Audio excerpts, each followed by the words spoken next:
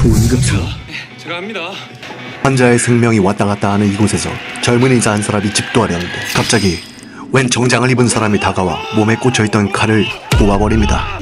여기서 멈추지 않고 의사로부터 주사 바늘을 가져와 아예 본격적으로 의료 행위를 해버리는 남자. 의사도 간호사도 안에 있던 모든 사람이 기겁을 하는데요. 주변은 모두 어안이 벙벙한 상태였죠. 누구세요? 넷플릭스 신작 중증 외상센터가 그야말로 화제입니다. 생가사의 경계에서 벌어지는 치열한 사투. 한순간의 선택으로 인간의 생명을 좌우하는 곳, 바로 외상센터입니다. 하지만 이 드라마가 그린 현실, 과연 얼마나 진실에 가까울까요? 주인공 백강혁 역을 맡은 주지훈 배우는 킹덤으로부터 5년 만에 넷플릭스 오리지널 시리즈로 복귀했습니다. 여기에 최근 옥시부인전을 통해서 자신의 이력을 구축 중인 신의 추영우 배우가 함께했고요.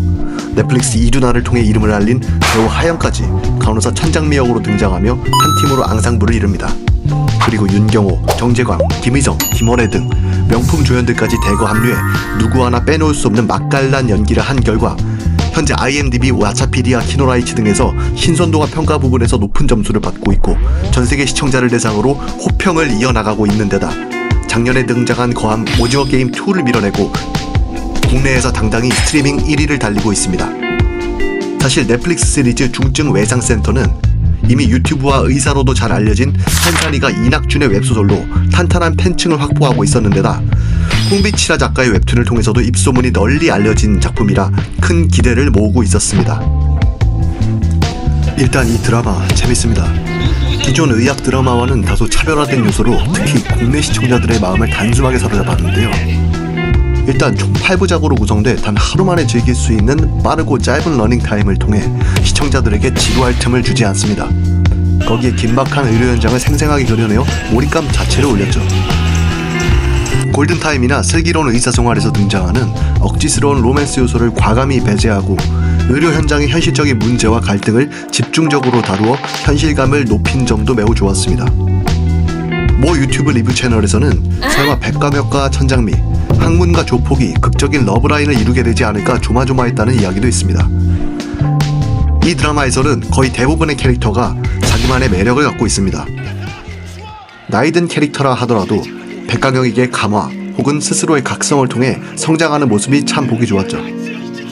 빌런이라고 생각했던 이들조차도 후반부에서는 딸에 대한 사랑, 초심에 대한 회복 등을 통해 좋은 사람이 되어갈 수 있다는 점 또한 공감대를 얻을 수 있었습니다.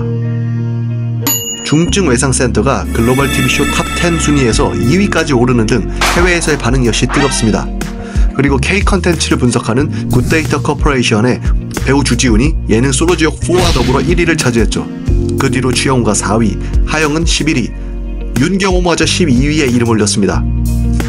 특히 코퍼레이션 원순우 데이터 PD는 항문외과 과장을 맡은 윤경호의 코믹 연기가 크게 이슈가 되고 있다며 평가했습니다.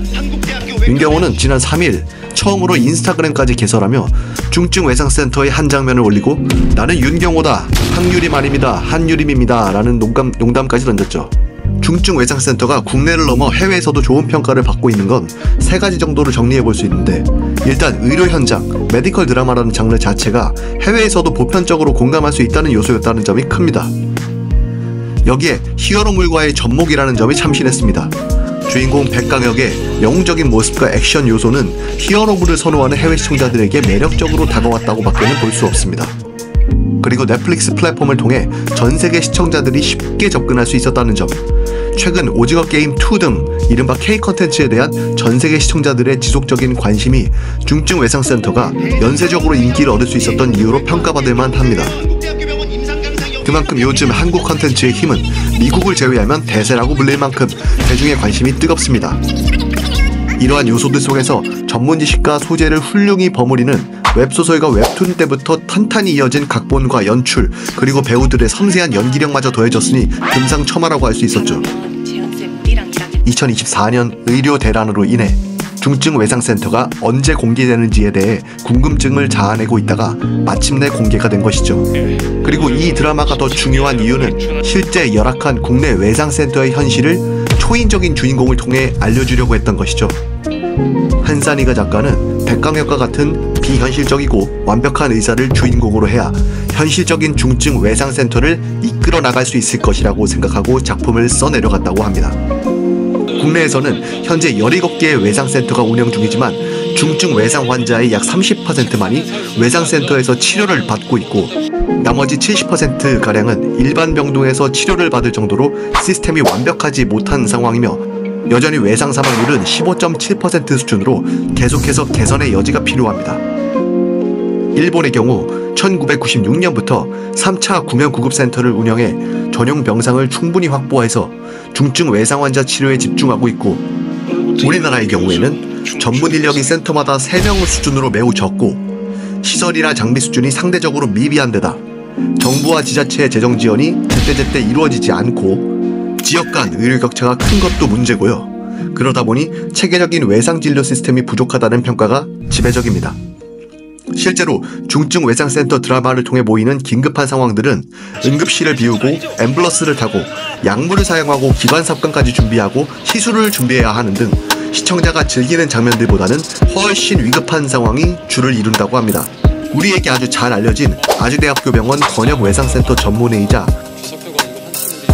현재 국군 대전병원장을 맡고 있는 이국정 교수로 그 문제의 심각성을 모두가 공감하고 있는 상황입니다.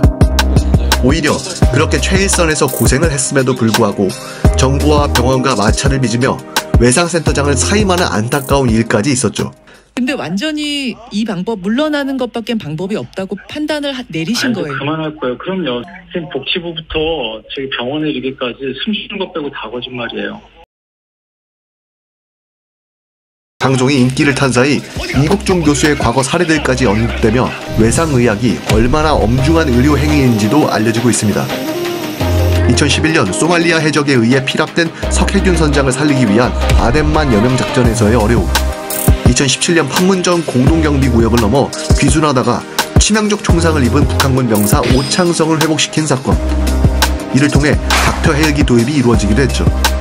이 모든 장면을 부분적으로 중증외상센터에서 확인할 수 있습니다. 결국 병원의 수익성과 응급의료의 중요성 사이에서 의료진의 도덕적 갈등과 현실적 한계가 분명히 존재합니다.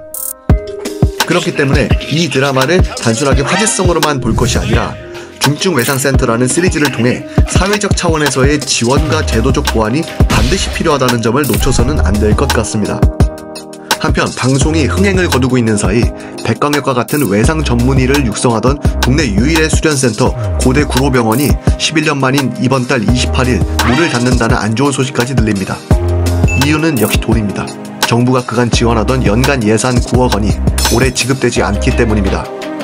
고된 업무 탓에 가뜩이나 의사들로부터 인기가 없는 중증 외상 전문의의 계모가 이대로 끊길까 우려하는 목소리가 커지고 있습니다. 그 밖에 알아둘 내용으로는 올해 3월 디즈니 플러스 오리지널로 박은빈과 설경구가 의사로 변해 그리는 하이퍼 나이프가 곧 공개될 예정이고요.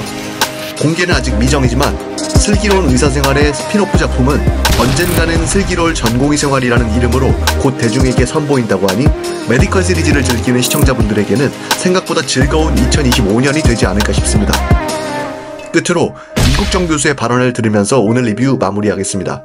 구독과 좋아요, 공유 한번 부탁드리고요. 다음에 더 좋은 콘텐츠로 곧 찾아뵙겠습니다. 여기는 박신혜. 이렇게 잘 되면 이거 선진국이에요, 그렇죠? 이게 좋은 시스템이고 좋은 선진국이라고. 한국 사회에서 대부분 전 이런 거밖에 못 봤어요. 저희 팀원들이거든요. 여러분들 동료에 관한 문제지 뭐 거대 담론으로 이렇게 해가지고 저는 사실 그런 사람이 아닙니다. 제가 뭐 국가 이걸 다 살리고 이렇게는 없지만 지금 제가 여기 와서 여러분들하고 이렇게 있는 시간에도 저희 병원에는 자기가 자원해서 자기가 와서 4달 동안 밖에 한 번도 못 나가면서 있는 해군 장교들이 같이 근무하고 있고요. 가끔 이게 정신 나간 사람들이 있더라고요. 이런 좋은 사람들을 만나는 게 It's about the man right next to you. 그런 것 같습니다. 그래서 이게 이렇게 해서 좀 더 사회가 혹시라도 발전을 하게 되면 좀 더 안전한 사회가 되지 않을까 생각도 하지만 그런 거대 담론 하기 전에 그냥 좋은 동료들을 만나셨으면 좋겠습니다. 감사합니다.